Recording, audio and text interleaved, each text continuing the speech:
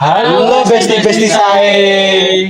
Assalamualaikum warahmatullahi wabarakatuh. Waalaikumsalam warahmatullahi wabarakatuh. Selamat datang di podcast kami. Pada kesempatan kali ini, kami menghadirkan sebuah diskusi yang bersifat informatif dan edukatif mengenai perjalanan usaha lokal yang telah berdiri cukup lama di Kota Batu. Bersama kita hadir narasumber yang sangat berpengalaman, yaitu pemilik usaha kopi Sontoloyo Batu. Terima kasih Bapak Anang telah berkenan hadir. Terima kasih, senang bisa di sini. Baik Pak, kita akan memulai sesi podcast dengan beberapa pertanyaan mengenai sejarah dan pengelolaan usaha kopi Sontoloyo. Nah, pertama-tama nih Pak, kami ingin mengetahui bagaimana sih awal mula berdirinya kopi Sontoloyo Batu ini? Apa yang menjadi latar belakang Bapak memulai usaha ini? Sejarah berdirinya kopi Sontoloyo ini sebenarnya diprakarsai oleh kami, kemudian partner utamanya adalah Pak Rintu Agung Narimo serta almarhum Pak Vicky yang dulu pernah membuat semacam tempat atau warung kopi tematik namanya Ria Jenaka di Kota Malang sama di Kota Batu. Jadi sejarahnya kita saat itu menangkap bahwa anak-anak muda itu sekarang dulu itu nongkrongnya pengen ada tempat yang sangat entertain ya, sangat sangat menghibur. Jadi minum kopi itu juga bisa sambil diskusi, sambil mendengarkan musik, sambil menikmati alunan band dan juga bisa melakukan aktivitas lain selain mendengar musik, minum kopi juga bermain di dalamnya. Nah, awalnya itu konsepnya seperti itu. Sehingga kemudian Ria Jenaka tutup, kami bertiga melakukan kolaborasi ya, kita mengatakannya kolaborasi dan asik ya. Kita punya ide, wis ini senang sih ngopi. Terus kemudian ngopi itu gimana caranya itu bisa dinikmati sambil bisa berdiskusi tentang ide-ide apa yang bisa dikembangkan untuk memberdayakan masyarakat sekitar. Makanya kopi Sontoloyo itu konsepnya hidden gem. Jadi tidak di pinggir jalan utama, tidak di tempat-tempat strategis pusat perkotaan, tapi belusuan istilahnya, tempatnya itu masuk di tempat-tempat yang mungkin tidak mudah terjangkau atau kurang dieksplor. Jadi idenya bagaimana kita sebetulnya itu tadi ada fungsi pemberdayaan masyarakat sekitar, kemudian juga dari kita bertiga itu punya salah satunya adalah seniman, yaitu salah satu seniman itu Pak Rintu Agung Narimo, seorang seniman sutradara film yang bisa mendesain sedemikian rupa bagaimana warung kopi yang menarik buat anak muda, keluarga, bahkan anak kecil bisa bermain. Makanya tematik banyak mainan anak, ada lingkungan, karena kita juga peduli dengan yang namanya lingkungan hidup ya, gitu. Sejarahnya kita mulai dulu 2016 sebetulnya. Jadi tempat nongkrongnya pertama di tengah ini saja ruangannya. Belum ada yang depan, belum ada, samping belum ada. Cuma ini sama di pojokan itu kasirnya. Ini tanah. Belum ada gubuk-gubukan itu. Ini aja tengah ini aja. Kita idenya sederhana. Gimana sih kita kalau punya teman bisa menikmati alam, lihat gunung, lihat hijau-hijau sambil minum kopi, ngomongin banyak hal gitu. Sederhana semacam itu awalnya. Terima kasih Bapak. Lalu bagaimana tanggapan masyarakat sekitar tentang usaha ini tuh pertama kali dibuka? Apa terdapat tantangan awal yang mungkin cukup signifikan awalnya? Pasti kalau tantangan itu pasti ada ya. Kita dianggap karena kan off the book ya, di warung kopi, di jeruk, payu. Terus kemudian juga jalannya dulu sebelum dilakukan pavingisasi, jalannya masih makadam, itu diolok sama tetangga kanan kiri sekitar, juga diolok iso payu sana itu. Terus yang ketiga juga kita memperkerjakan orang sekitar itu tidak bisa banyak usaha kok nanggung ya, nggak bisa bikin tempat untuk menyerap tenaga kerja yang banyak. Dan juga kita juga berkomitmen dulu itu awalnya untuk merekrut tenaga kerjanya itu adalah anak jalanan. Karena kita dulu concern sama anak-anak pang loh yang di pinggir jalan itu, bagaimana mereka bisa diedukasi dan bagaimana bisa memiliki merasa memiliki istilahnya keterampilan kerja dan bisa memberikan manfaat bagi mereka. Makanya panjenengan bisa lihat di dapur, di kasir, mana yang nggak tatoan. Nah, keren-keren, pegawainya keren-keren. Jadi prinsipnya dulu memang warung kopi Suntolo itu sebenarnya dibuat untuk bagaimana mewadahi orang-orang yang merasa terpinggirkan, diskusi-diskusi pinggir-pinggir jalan yang bisa kita implementasikan. Kan di sini ada aspek pemberdayaan ekonominya, seperti itu.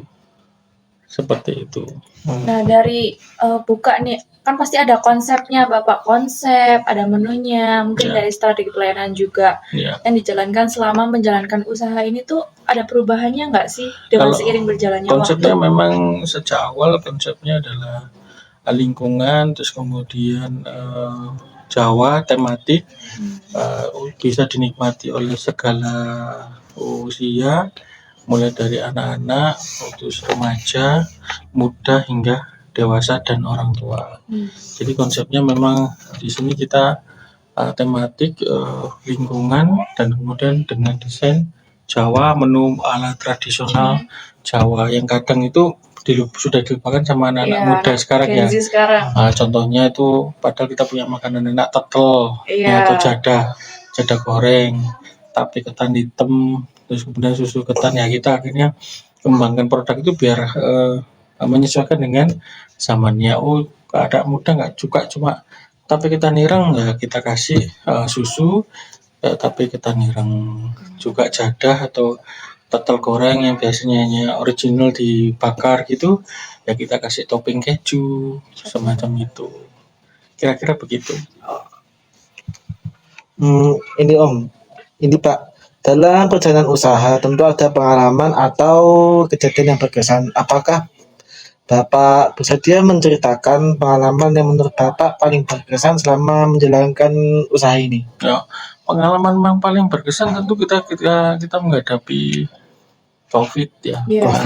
COVID itu semua pada tutup, kita mengembangkan diri, menaikkan kapasitas kelembagaan ya, atau kapasitas warung kopi, tapi kita naikkan levelnya, kita masuk ke digital marketing ya, kita masukkan ke sosial media, kita masukkan ke e-katalog, kita masukkan ke MBIS market. Artinya itu ada semacam istilahnya market yang selama ini datang ke warung kopi Suntolo karena COVID tidak bisa, kita akhirnya menggunakan digital marketing tersebut.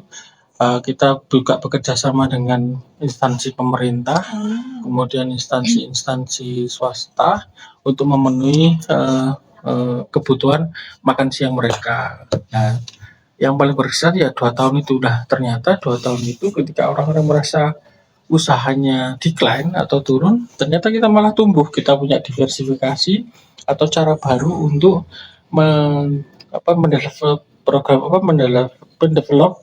produk kita dan mendelivery produk kita hingga sampai ke konsumen. Berarti gitu. Untuk usaha ini udah masuk delivery food ya Pak? Ya, ada bisa diantar itu. Jadi bisa diklik juga di e-katalog, dicek bisa, di MBIS Market Jawa Timur bisa, e-katalog itu nasional ya. Terus kemudian kita juga berkembang, kita bisa, karena kita bisa ke konsumen langsung, kita punya catering juga. Catering Suntolo seperti itu untuk memenuhi kebutuhan produk ya, yang diminati masyarakat.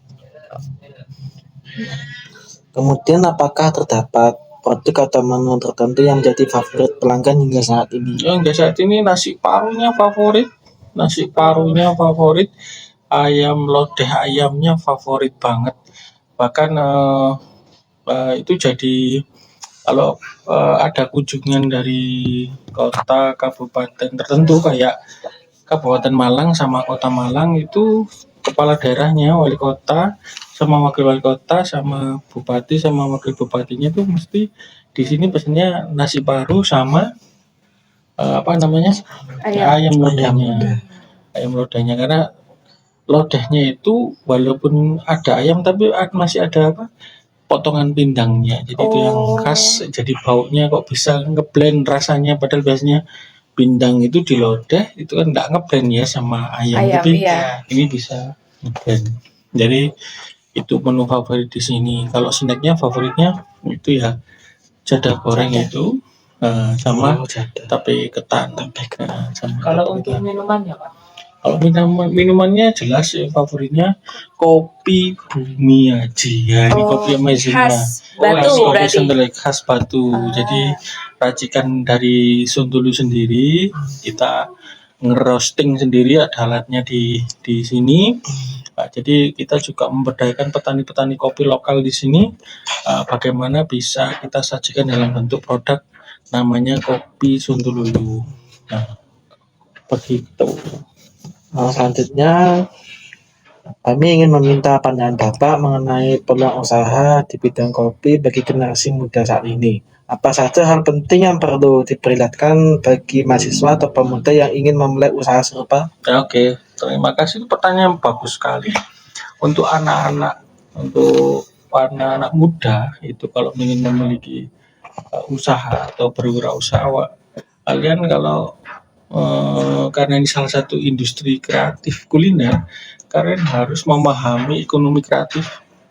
Jadi ekonomi kreatif itu punya produk apa aja, mulai dari perjalanan wisata, mulai dari desain fashion ya, kemudian pertunjukan musik dan salah satunya adalah kuliner. Artinya kalian harus memahami memulai usaha itu yang paling kalian bisa lakukan paling mudah dari ekonomi kreatif yang memiliki 16 subsektor. Dan harusnya kalian sudah mengenal ekonomi kreatif itu apa aja. Nah, bagaimana untuk memulai usaha itu pentingnya kolaborasi tadi. Jadi pertama sebelum kita punya capital yang cukup besar sendirian, kita punya yang namanya cara berkolaborasi ke antar teman. Yang satu punya ide, yang satu punya uang, yang satu punya tempat. Kira-kira seperti itu ya. Satu punya ide, satu punya uang, satu punya tempat. Tidak perlu dengan pikiran yang ideal, tapi berkolaborasi dulu di hal tersebut. Itu yang kami lakukan. Saya punya tempat ini, tanah. Pak Rinto punya idea, ya. Dulu almarhum Pak Vicky punya tempat, terus kemudian idenya sama ininya uangnya. Nah, akhirnya bisa. Jadi kita pikirkan tematiknya ini di atas tanah seluas 900 meter persegi. Oh, tematiknya begini ya.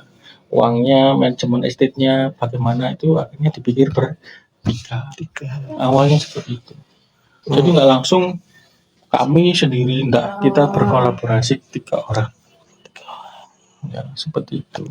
Sehingga kalau sekarang sudah ya, walaupun tampilan kita tradisional, kita sudah punya divisi hukum, kita sudah punya divisi sumber daya manusia, kita sudah punya divisi marketing dan sales, sudah ada semua. Bahkan ini yang baru divisi film.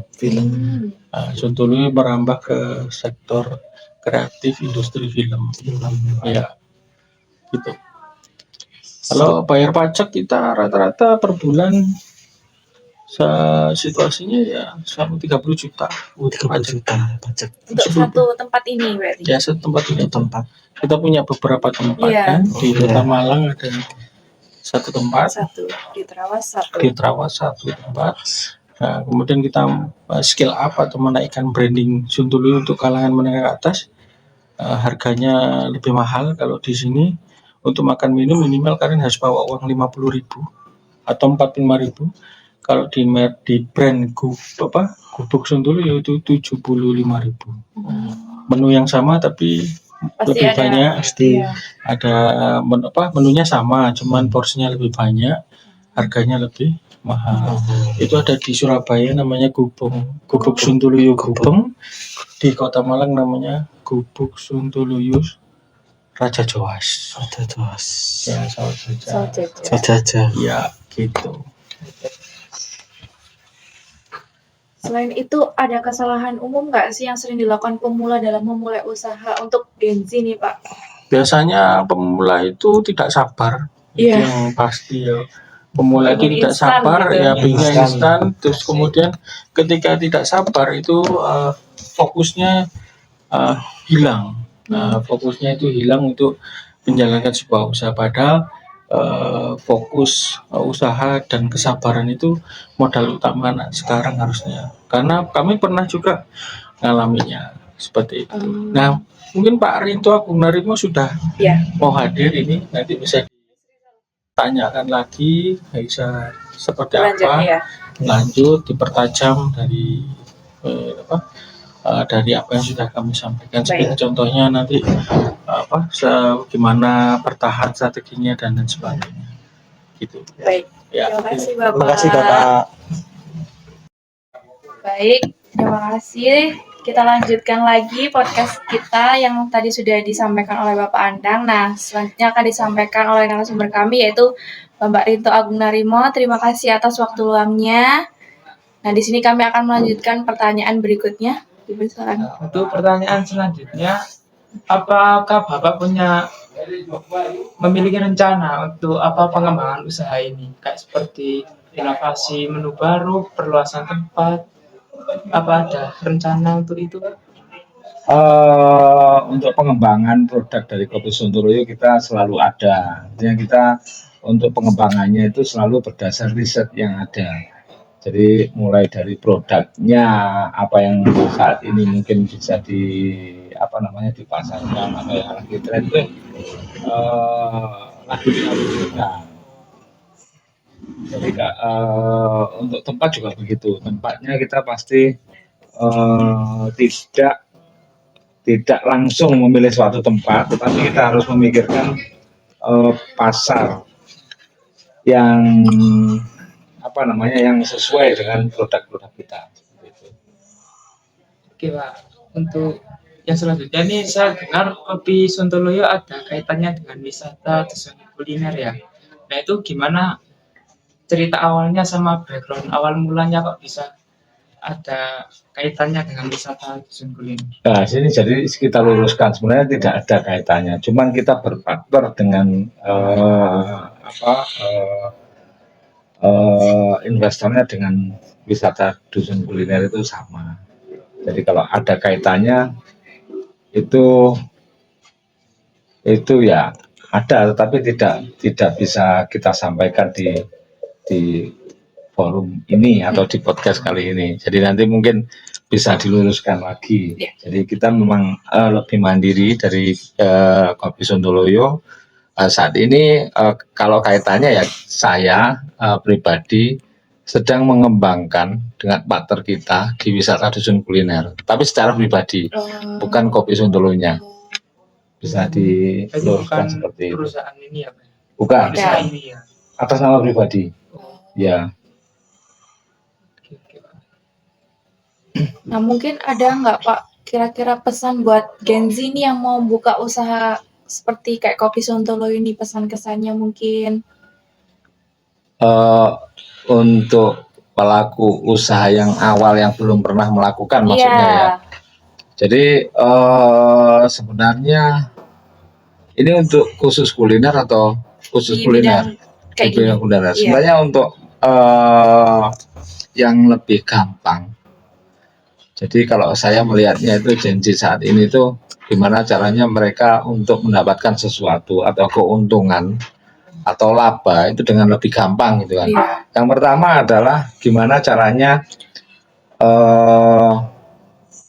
Gen Z ini harus melakukan observasi dulu. Lalu yang kedua, apa yang bisa dilakukan dalam hal ini produk kuliner untuk dijual. itu untuk langkah awal sebenarnya. Jadi nggak perlu ribet-ribet mengatur menu apa yang harus bisa dijual, terus produk apa yang secara prosesnya sulit untuk dijual itu dihilangkan kalau menurut saya. Apa yang bisa kita lakukan, apa yang bisa kita buat, produk kuliner itu apa, itu yang kita kuatkan dulu, baru nanti kita kejualnya kemana, itu aja. Jadi langkah awalnya adalah yang terdekat, kuliner yang terdekat yang di kita. Misalkan kalau kita nggak bisa bikin kue nih, orang tua kita bisa bikin kue, atau kakak kita atau keluarga kita bisa bikin kue. Nah itu yang dikuatkan aja. Yang bisa bikin kue berarti kita yang bisa untuk menjualkan. Artinya nggak harus kita mandiri. Tapi kalau mandiri akan lebih enak gitu. Tapi kalau misalkan langkah pertama yang harus yang apa namanya yang bisa kita lakukan, menurut saya seperti itu. Jalani dulu, yang paling gampang apa, pasti nanti dalam perjalanannya pasti menemukan gitu. Oh, saya kalau bisa bikin sendiri akan lebih enak. Nah, proses itu yang harus dilalui untuk para teman-teman Gen Z saat ini gitu. Kalau menurut pandangan Bapak nih, kan sekarang Gen Z tuh maunya kalau usaha yang instan langsung sukses gitu, Pak. Ya. Gimana tuh? Kalau instan langsung sukses ya semua usaha tidak ada sebenarnya seperti itu. Tapi pola pikir yang ada Gen Z ya bahasanya, Gen Z saat ini memang seperti itu. Tapi kalau dilakukan ya ternyata bisa, cuman nggak bisa akan berjalan lama mungkin seperti itu ya. Ya butuh yang namanya observasi lagi. Sebenarnya yang menentukan itu adalah pola pendidikan waktu kemarin ada COVID, sehingga ada kayak semacam apa namanya klasifikasi kayak gitu kan ya. Pola pendidikan kita, pola mendapatkan sebuah informasi yang agak terlambat gitu kan.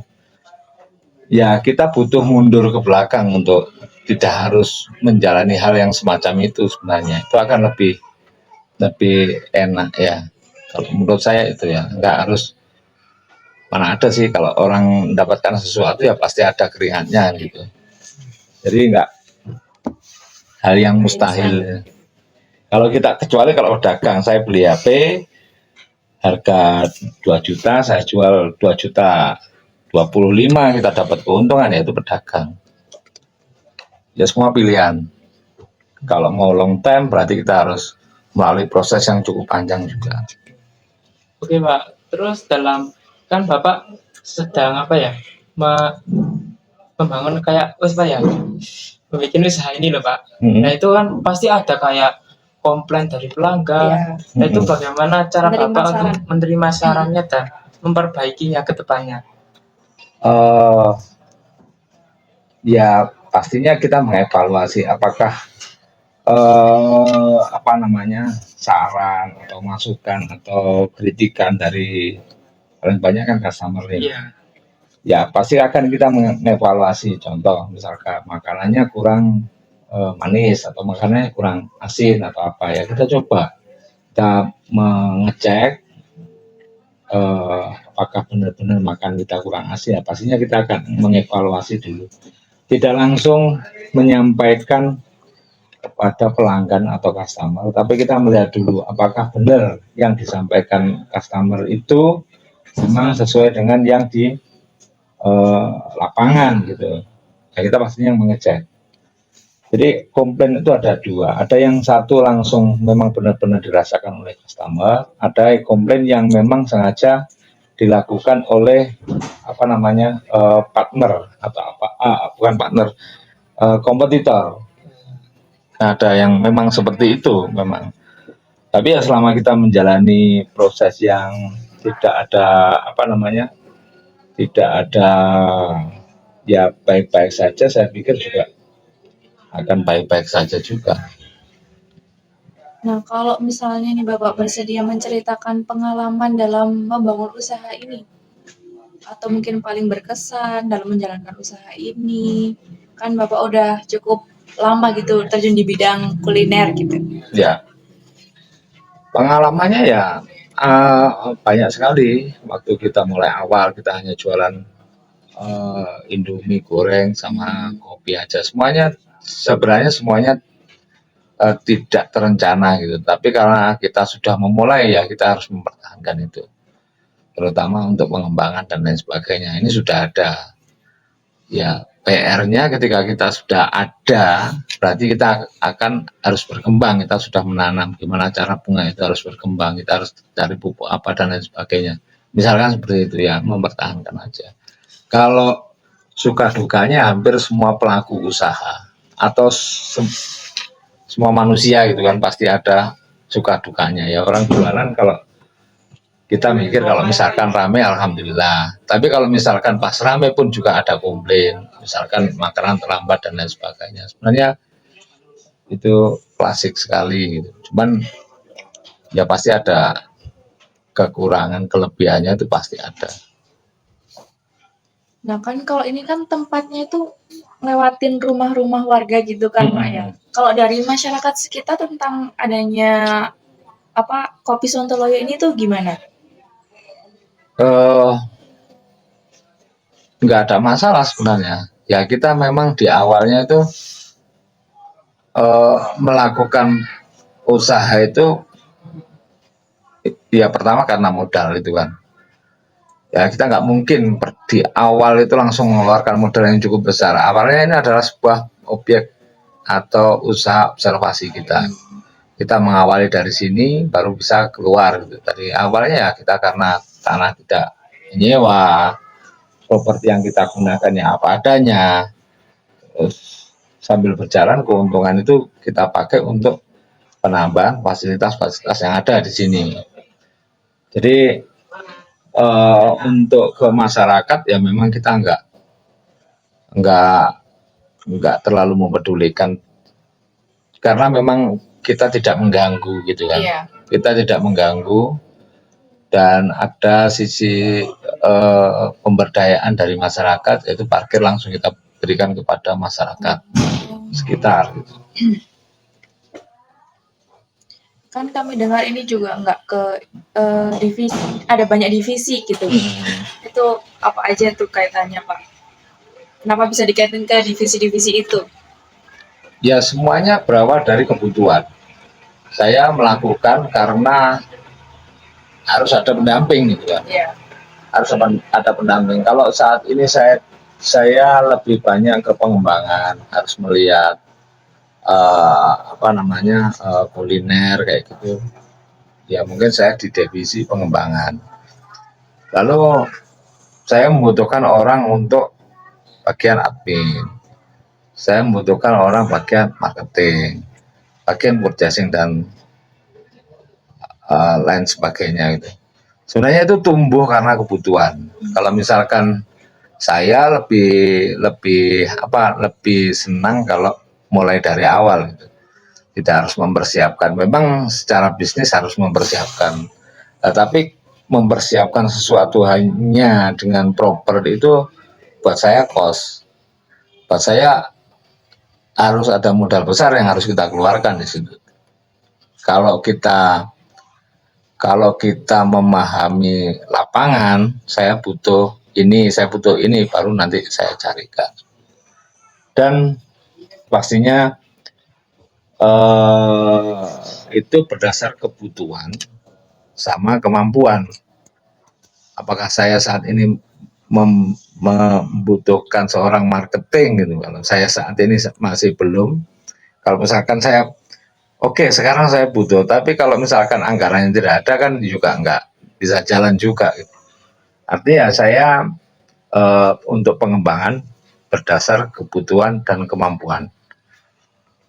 Kemampuan itu ada dua ya, kemampuan saya berpikir, kemampuan teman-teman berpikir, kemampuan tim kan gitu. Yang pertama, kemampuan kedua ya kemampuan finansial. Terima kasih Bapak atas pengalaman dan wawasan yang bisa dibagikan dalam podcast kali ini. Ya. Semoga informasi ini dapat memberikan manfaat terutama bagi mahasiswa yang sedang mempelajari dunia kewirausahaan. Dengan demikian berakhir sudah podcast hari ini. Terima kasih kepada narasumber dan para pendengar. Sampai bertemu di episode berikutnya. Wassalamualaikum warahmatullahi wabarakatuh. Waalaikumsalam warahmatullahi wabarakatuh. Besti-besti. Sae.